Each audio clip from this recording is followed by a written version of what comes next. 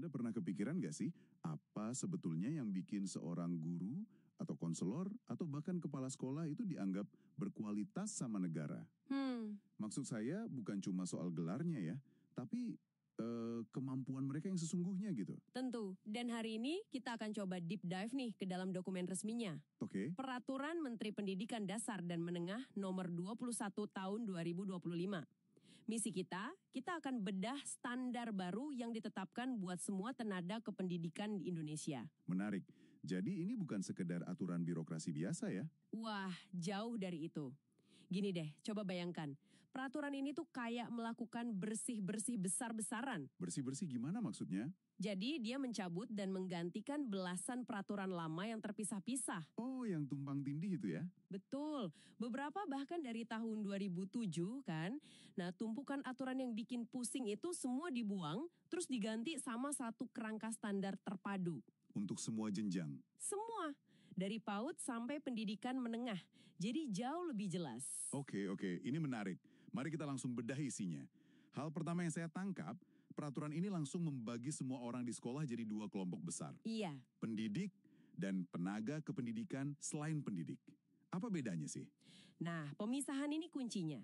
Pendidik itu yang mereka yang di garis depan, guru, konselor, tutor yang langsung berinteraksi dalam pembelajaran. Oke. Sementara kelompok kedua itu peran pendukung yang krusial banget.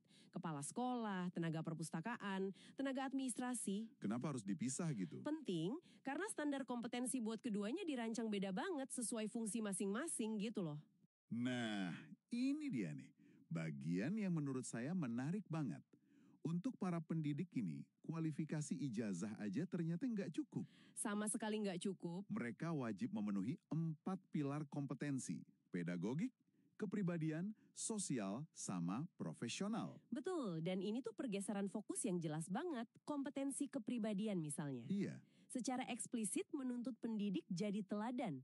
Ada kata-kata kematangan spiritual, moral, dan emosional. Wow. Sementara kompetensi sosial itu menekankan kemampuan kolaborasi efektif dengan orang tua murid dan masyarakat. Jadi ini bukan lagi soal guru yang cuma ngajar di kelas terus pulang ya? Tepat, ini soal membangun ekosistem belajar. Oke, tapi ada satu detail kualifikasi yang jujur aja bikin saya kaget.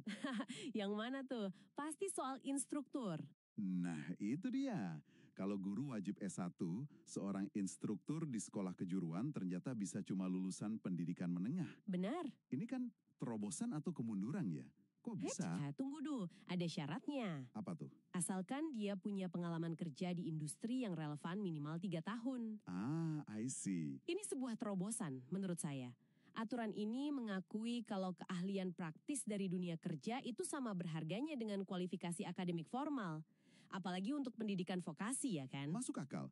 Lalu gimana dengan tenaga pendukung? Kepala sekolah, pustakawan, staf administrasi. Standar mereka gimana? Nah, standar mereka beda. Kompetensinya ada 3. Kepribadian, sosial, dan profesional. Pedagogiknya nggak ada? Nggak ada.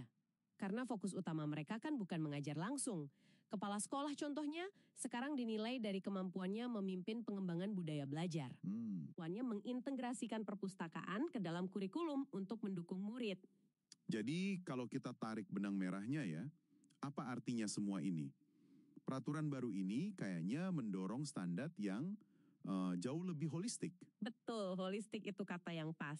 Fokusnya geser dari sekedar kualifikasi administratif di atas kertas ke kemampuan nyata yang pusatnya itu murid dan pengembangan sekolah. Tepat sekali.